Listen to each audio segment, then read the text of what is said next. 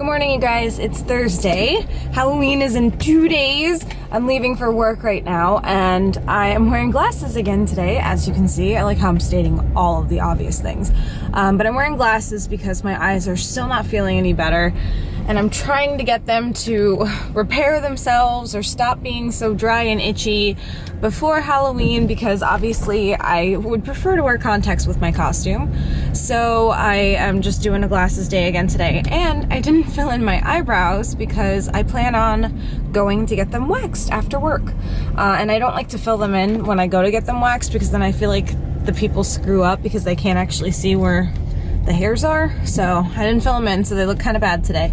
Just another typical day at work. Thursday shouldn't be too busy. It's been slowing down progressively each day this week. I'm just hoping it won't be super crazy today because I'm so tired. I actually brought a Red Bull because I'm so tired.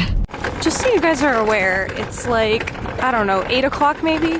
This is how dark it is walking to my car. Like, I feel extremely unsafe just for the simple fact that there are no lights whatsoever. Not cool. Not cool at all. I want this to be a reminder to those of you who are women or young girls who go out shopping at night by themselves. If there's ever a dark parking lot and you feel unsafe, please call somebody. Wait inside of the store. Your safety is much more important than getting to your car quickly and you think it's gonna be okay.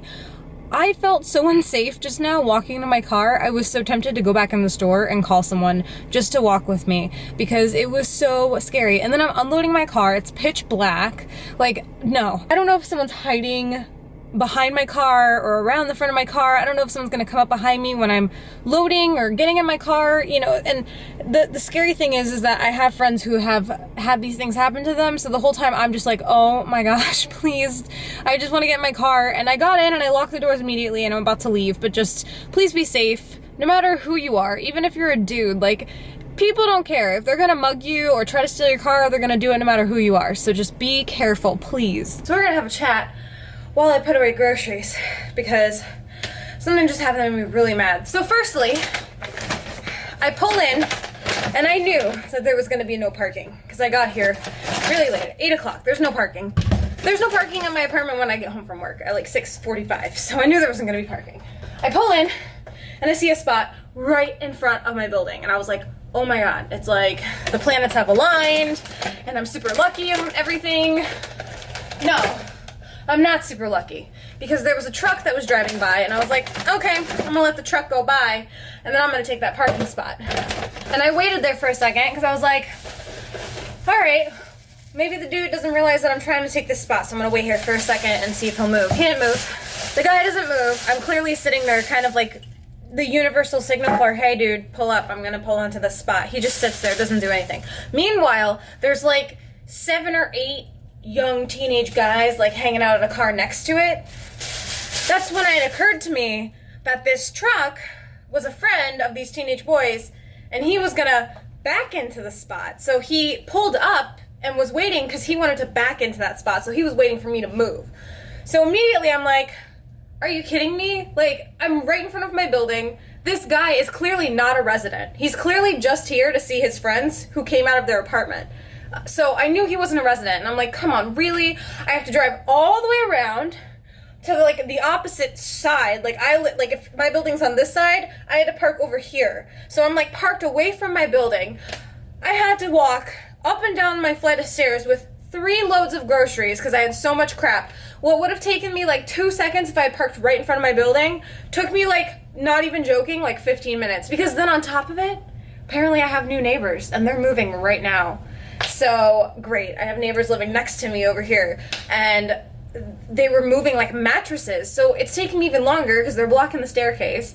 And finally I make it up to the stairs and some guys were coming out of the apartment after just loading a mattress and they just stare at me and they're standing in front of my apartment door. Like I guess maybe they thought I was going into a different apartment, but they're standing in front of my door. So like I turn and they're not moving and I go, hi, and I motion that that's my door, and then the guy I guess he thought I was rude or something, and he goes, hi, like, kind of like nasty, and I'm like, really? Guy, like, you don't even know what just occurred in my life to make me so mad.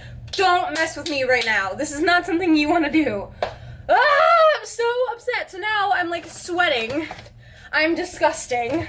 I also don't have room to put my food away. Could this night get any worse? Could it? I don't know, maybe. I just caught up on Agents of S.H.I.E.L.D. and oh my god, this season is so good. It's driving me crazy. I had 2 episodes to catch up on. Spoiler alert, if you haven't caught up on this season of Agents of S.H.I.E.L.D. yet, stop listening right now. So, in the latest episode, episode 5, we find out what's going on with Gemma and where she's been on this alien planet, like what happened while she was gone.